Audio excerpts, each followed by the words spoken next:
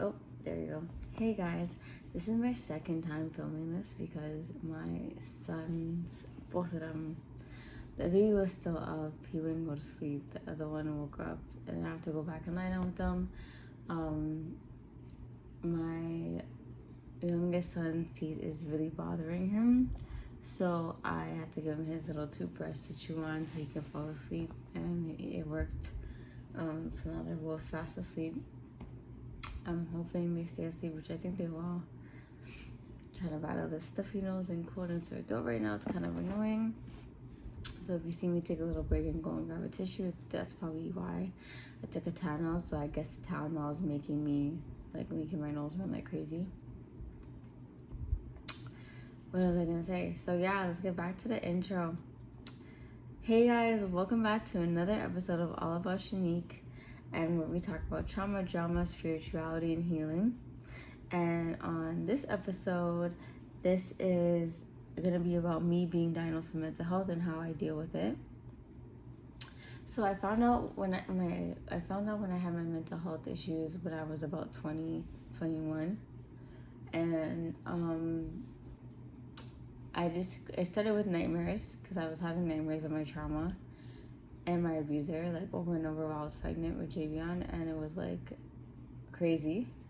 And I couldn't like sleep a lot. I had insomnia.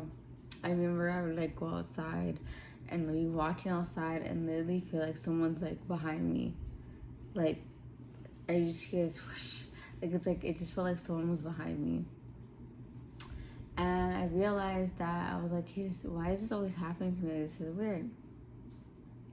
So basically, I told my therapist at the time that I was experiencing these dreams, that I was like walking and like feeling very paranoid, and like I didn't know why, that I would have like really bad anxiety. And so she told me that, yeah, this could be, PTSD, borderline personality disorder, and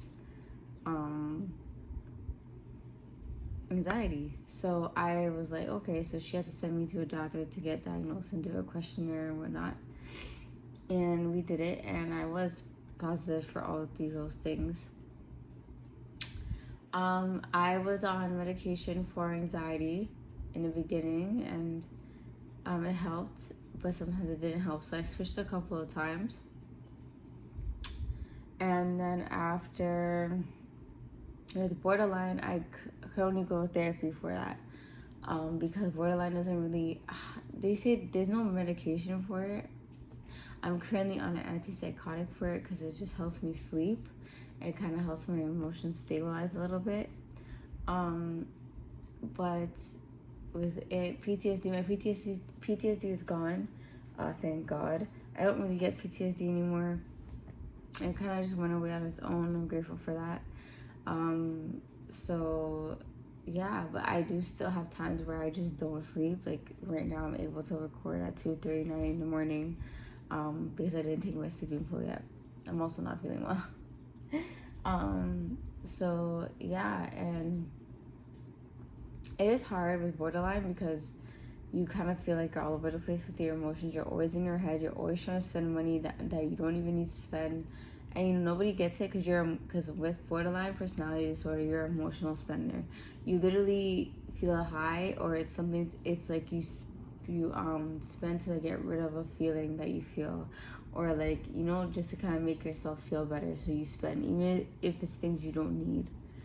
And sometimes that still affects me, but most of the time I'm pretty good at making choices, especially when I know it's important. But sometimes it does hit me and I get into that cycle again of spending. And most of the time I spend on my kids a lot. I barely spend on me. But now I've been getting to a balance where I do spend on myself and I spend on them. And, I've always been the type of person to just spend on my kids. I never really bought for myself. And after I learned to balance it out, and it felt better. So yeah. And how I deal with it is I do meditation, and with borderline you have to do mindfulness meditation, and it is to keep you in the moment, to keep you in the present, to keep you in the here and now of what's going on. Because with borderline, you're always thinking in the past or far in the future. And I tend to really go in the past and sometimes in the future, but I'm mainly in the past. Like, I will not let things go. I could keep going and going and going and going and going and going, and I won't let it go. And like, one side of you is telling you you're over it, and the other side is telling you that you're not.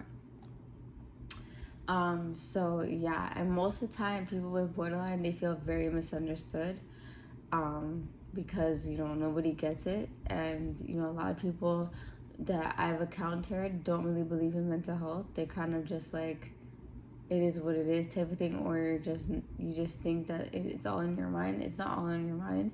It's actually something that has been affected in your brain from trauma. And honestly, what I've learned is you can explain that to somebody and it can make you feel like shit by not understanding, but the best thing that you can really fucking do is honestly just focus on yourself and try to understand yourself more. And if they choose not to work to understand you, then cut. It's not meant for them to understand. I just don't understand how we live in a world where it's 2024, and mental health is supposed to be more open and out there, and people still cease to not get it. So the best thing I could tell people is like, they're not meant to understand you. You're meant to kind of understand yourself and work on yourself and have a better living experience. Hey guys, it's your girl Sheenique. I'm back with another video and podcast episode. So welcome back to another episode of All About Sheenique B, where we talk about trauma, drama, spirituality, and healing. This episode is going to be on me and being diagnosed with mental health issues and how I deal with it on a daily basis. So obviously I was diagnosed with borderline personality disorder, PTSD, and anxiety. And it's really hard, I'm not gonna lie. The most battle I deal with is borderline personality disorder because it causes a lot of mood swings, kind of like bipolar, but not really. It really messes up with spending money and like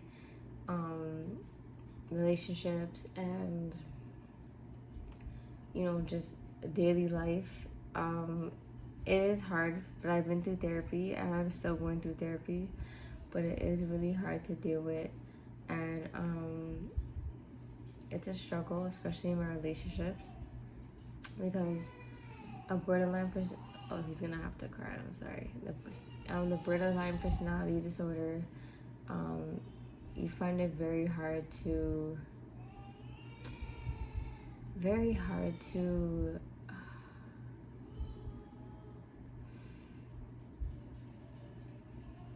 just be who you are. It's like you have this other person that's just very emotional, that's always wanting to be validated, that's always wanting to be assured, and you have like a part of you who's kind of like, okay, I'm kind of over this type of like energy and vibe and personality, and this alternate person who's like making me overthink and like lash out and have anger problems and deal with people.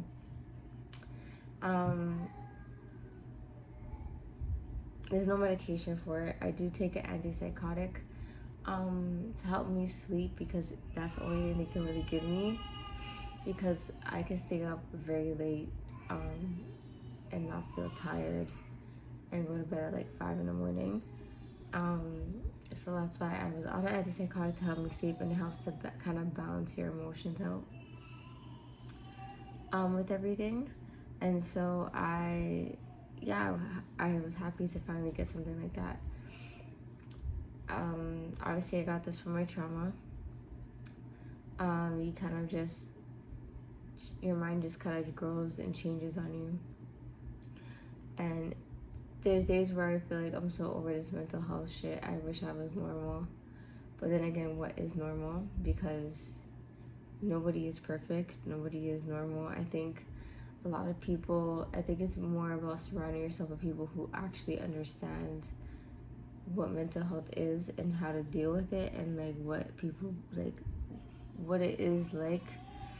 Because a lot of the times, the people that make you feel the most like shit is the people that don't understand what mental health is, or think it's like some type of excuse because they don't believe it or their upbringing. But it really isn't an excuse. It really is something that fucks with a lot of people. It is something that makes people commit a lot of suicide. It you know, it really does a lot of that. And sometimes I'm just like, yo, I know I shouldn't be thinking this way, but I just go there. And that's why most of the time, what helps me the most is journaling, because I have to journal my thoughts out. If I don't, I will literally just be like, oh my